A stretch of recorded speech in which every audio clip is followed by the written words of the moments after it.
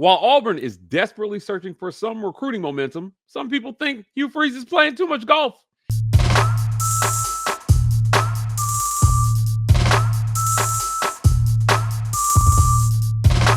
Welcome on into the Auburn Express, powered by the Rapport. I'm your host, Mike G, and thank you so much for turning us on today. Strap in. We're talking a little Auburn football, and we're talking Auburn recruiting, as it seems we will be for the next few weeks. Thrift. SEC Media Days is just around the corner, and as storylines start to take shape headed into Atlanta, I got to imagine at the top of everybody's mind is going to be asking Hugh Freeze about the loss of momentum on the recruiting trail. Not something we thought we'd be talking about at this point, but teams results on the call. Freeze's squad. And look, it was reported that he's playing a lot of golf this summer. I want to dig into that a little bit. When I first heard it, I thought it was a non-story. I did. I was like, it's summer. It's talking season, and it feels like everyone needs something to talk about with Thrift. But I'm not so sure it's a non-story anymore. I think that when I'm looking at what Auburn is doing in recruiting right now and how they've lost some momentum, maybe you got to get in there and be a little creative about how you're getting at recruits in light of not having results on the field to show. What are your thoughts on this whole golf story? Is Hugh Freeze playing too much golf? And is that why Auburn's recruiting class is tanking?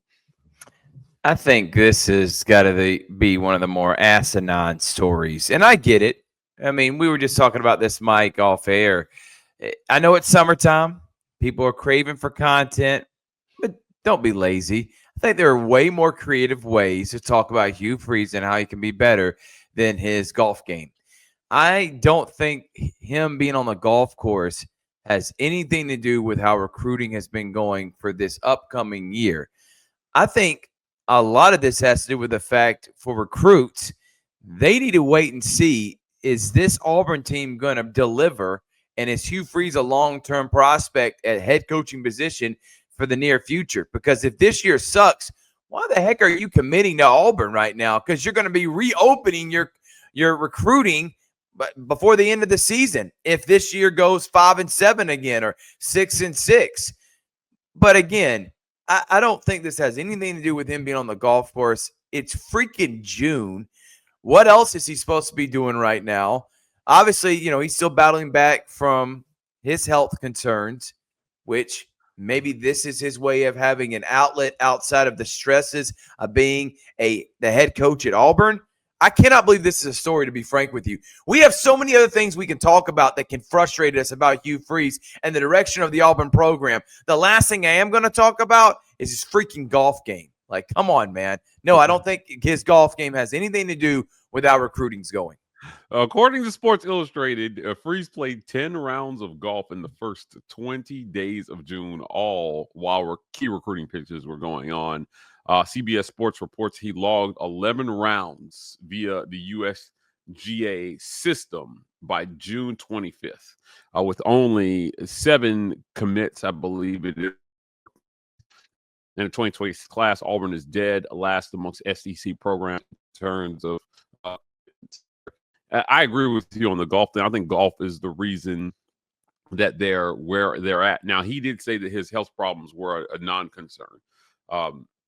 It was reported that he had the very, very early stages of prostate cancer. They caught it so early, Thrift. Men in his position normally put the necessary surgeries off 5 or 6 years. That's how early they caught it. He's got some great doctors, and we're thankful he was able to, catch that so early. But according to him, he's symptomless. So, it's not a factor in what's going on. But, when you look at where Auburn is at right now, I think that I agree with you on the golf thing. Look, it's not a good look, and optics are everything. Everything is under scrutiny when you're not winning football games. So let's start there, right? Everything becomes fair game when you're not winning football games. But what I do think is fair is to take a look, man, you've got to work with what you've got.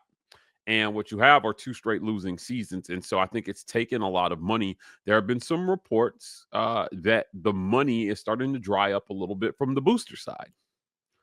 where they are in a wait and see mode Right. about what he's going to do with one of the most talented rosters Auburn has ever had, top to bottom. What do you think about boosters saying, you know what, we're going to hit the pause button on investment into this program until we see what he's going to do with them in year 3? I'm with you, and I hear that. I also know that Hugh Freeze came out and said he's going to be a recruiting madman. That's why Auburn should hire him, because he's going to be constantly on the recruiting trail year in and year out, bringing in top 10 classes, and you got a number 47 right now. But again, it is June, and I think we are taking this to the nth degree, 100th degree, whatever degree you want it to be, because of there is nothing else going on right now. Auburn comes out, and I saw a piece, and I saw your video, Mike, about Auburn and Hugh Freeze being the 12th ranked coach in the SEC. So you're not getting, I have not seen one good publicity, one good article, anything surrounding the hype around Hugh Freeze and Auburn winning this year. It's about, can Hugh Freeze do it? This is his most talented roster. You just made mention. Can he finally have a season in which Auburn is a contender? I've not seen one person saying, I'm going to bat for Hugh Freeze. This is the year Auburn puts it together. So you accumulate that with the fact that recruiting's not up to par. Yeah, there are going to be articles written now trying to bring Hugh Freeze down, which a lot of it is in his own doing.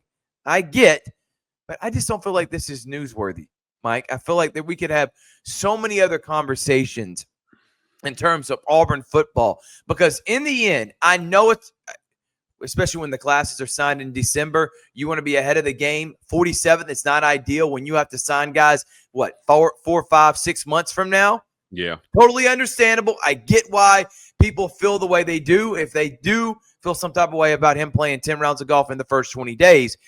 But in the end, the most important thing for Hugh Freeze right now is winning next year. Everything else does not matter, in my opinion, because if he doesn't win, who cares what kind of class he has right now, because he will be fired and you're losing that class to bring in a new head coach. He needs to win. That's all I care about talking about, Mike. I'm sorry. I'm not worried about next year's recruiting class. I want to see what he can do with this year's team. Now, if I'm hearing that he's not spending a lot of time in the film room to figure out his offense because he's on the golf course, I can hear that more than I can hear about next year's recruiting class. Yeah. I can tell you, at the end of the day, results are king. And you can only sell potential for so long. I'm out here having, interviews with players every single day, not just at Auburn, but also guys coming into UCF and talking about how, what's important, on the recruiting trail, and what they feel like is the most important thing. UCF was a 4-8 football team last year. They're selling a lot of hope there as well, too, and development. So if you're Hugh Freeze, this does boil down to, what kind of product are you going to put on the field? It wasn't all doom and gloom for Auburn. In spite of some of the high school recruiting struggles, they were able to get a big commitment through the portal. We'll talk about that next here on the Auburn Express. This episode of the Auburn Express is brought to you by our friends at the Vibe Vault. You can find them at 3462 Crosswinds Road, Suite E in Phoenix City, Alabama. That's right across the street from the Chattahoochee Valley Community College, next to Renfro's Supermarket and Marco's Pizza. The Vibe Vault. If you're in the Columbus, Phoenix City area and you're looking to get fresh for the weekend,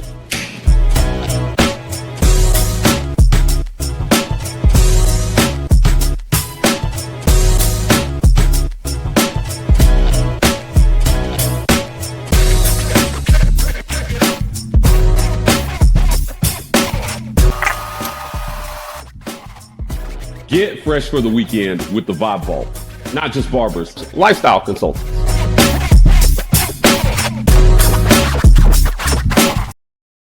This episode of The War Rapport is brought to you by our friends at the Rogue Shop. Visit rogueshop.com. Use code RAPPORT to get 15% off your Rogue Shop order. Pain, sleep, stress, anxiety, whatever ails you in life, the Rogue Shop has something that has you covered. Our guy Richard is a longtime sponsor of the show. We appreciate his commitment to our content. Also, you can visit our friends at Golden's Cast Iron. Visit goldenscastiron.com/WR. Use code Get Your Weight Up for 15% off your weights and code TWR for $65 off fire pits and Kamado grills. The summer is here. You want to be outside with your family, eating right and staying in shape with some Golden's Cast Iron weights. Work out, grill out, chill out with Golden's Cast Iron.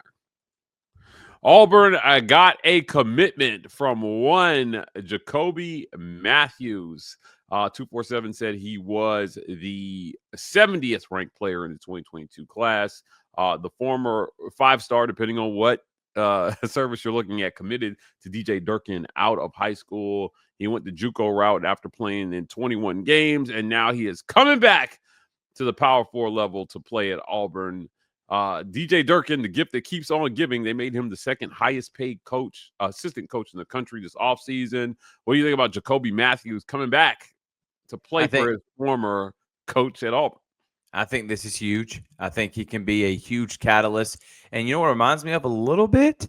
Remember Trey Matthews, how important he was in his leadership when he came in 2017, 2018? Why can't this guy be that for Auburn this upcoming year? I do want to kind of go back to and I'm not going to spend a lot of time on it, Mike, but I just want to say real quickly to the previous topic we were just talking about. This right here is more newsworthy and I think better for young writers. I'm talking to all you young writers out there that are working for these major affiliations that keep up or cover Alabama, Auburn, and Georgia.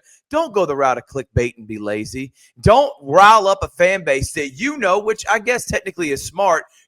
Auburn fans are on pins and needles. So if you write anything that can fire them up about Hugh Freeze, why not do it? Because it's going to get a lot of people tuning in and now talking about the fact that he's played 10 rounds of golf in the last 20 days.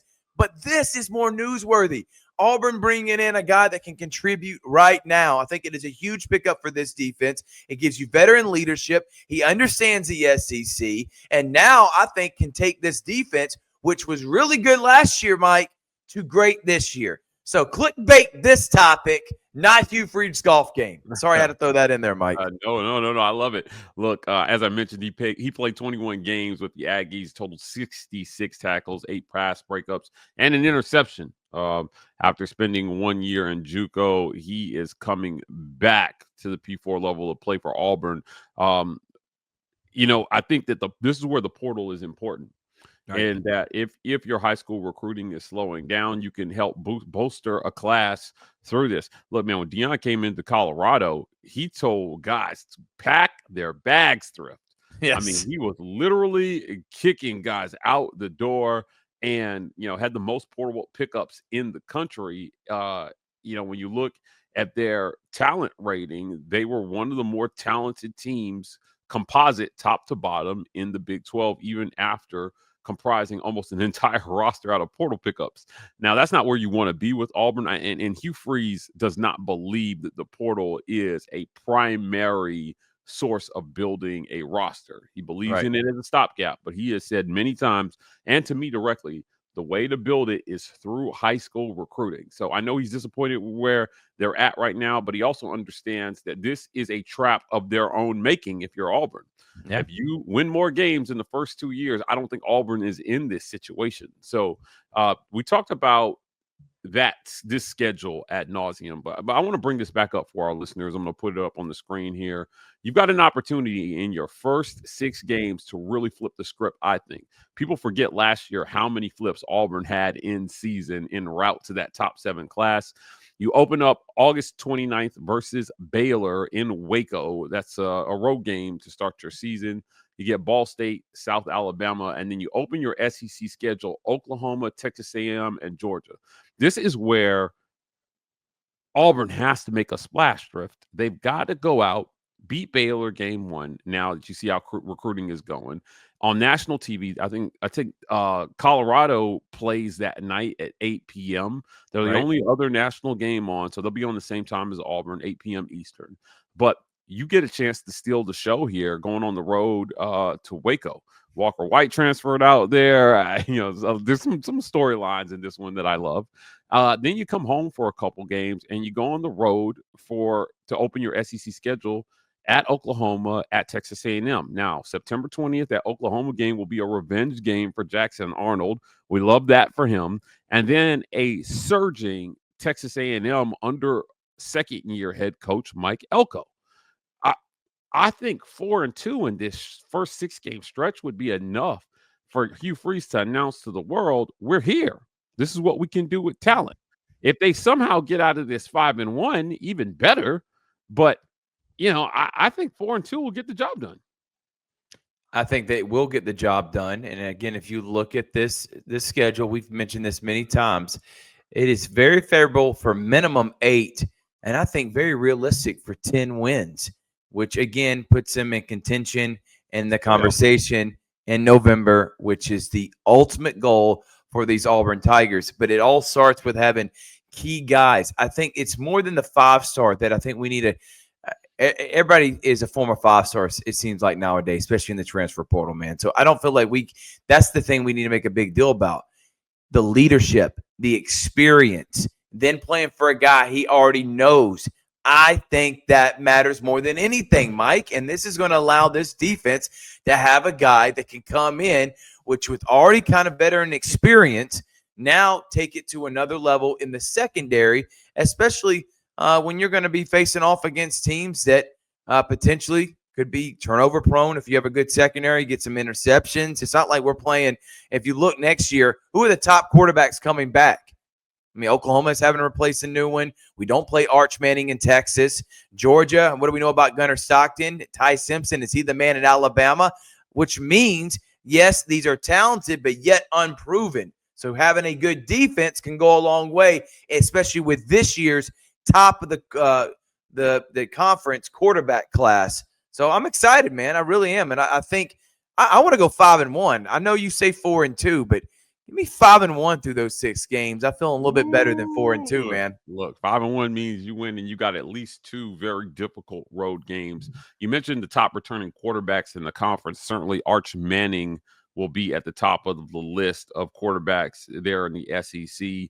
Gunnar Stockton at Georgia, I thought he was a little underwhelming, stepping in for Carson Beck. Mike, your guy Bomb came out and said this. I'm sorry you brought up Arch Manning. I gotta say it, man. He came out and said that Arch Manning's the best college football quarterback we've seen since Tim Tebow. Did he not watch Cam Newton? I'm confused.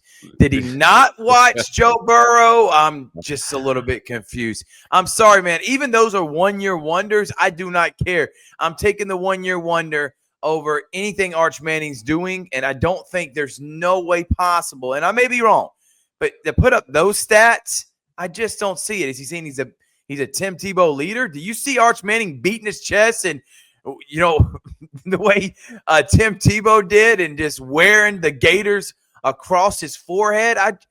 I don't see it, man. I just want to throw that out there. I know Arch is good and got a potential, but to say he's the best since Tim Tebow, come on, Paul. I like Tim Tebow. I met him in person at media days, but I will tell you, I think the comparison to Tebow actually is not the compliment that Paul thinks it is. I agree, man. Because I think he was probably one of the more underwhelming quarterbacks that got a lot of hype with a lot of really, really good players around him. 100%. Look, he was able to throw well enough to get it done at the college level, but for a guy who won a Heisman to barely be serviceable as a NFL quarterback is crazy to me.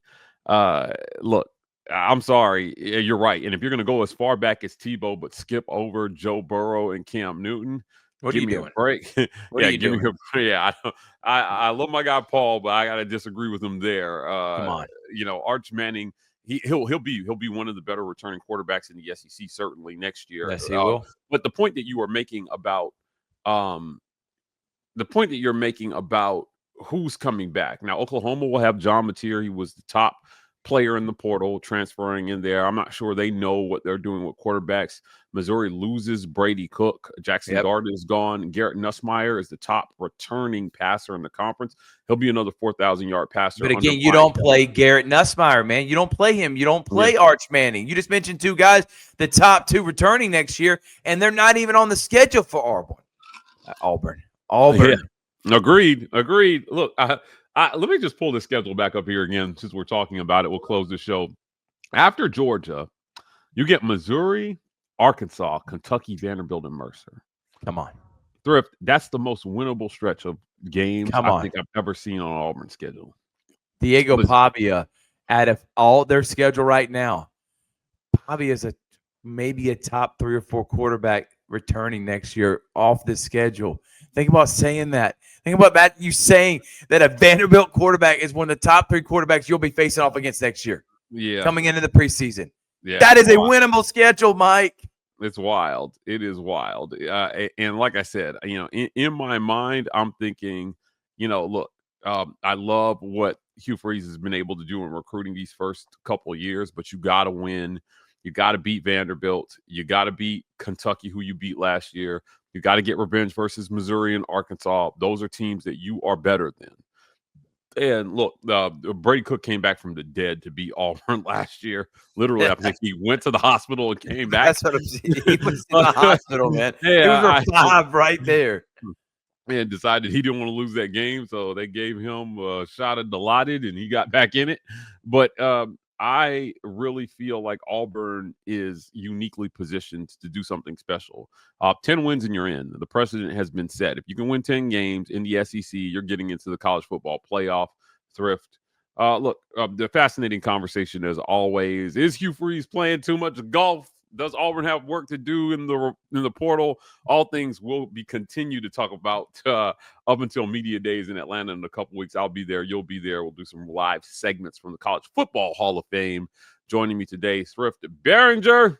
Before we get out of here, as always, tell people where they can find you. Georgia, Alabama Sports Live. It's dead week this week, Mike, for a lot of high schools in the state of Georgia, and Alabama's coming up in a few weeks because before you know it, the 25-26 school year is about to happen. For all things around the Auburn, Opelika, LaGrange, Columbus, Phoenix City area, we got you covered live and local. And then I'm on Sports Vision's morning show on Sports Vision 92.1 FM. You can find Sports Visions and Georgia Alabama Sports Live on YouTube and Facebook. Mike G-Bo, cannot wait.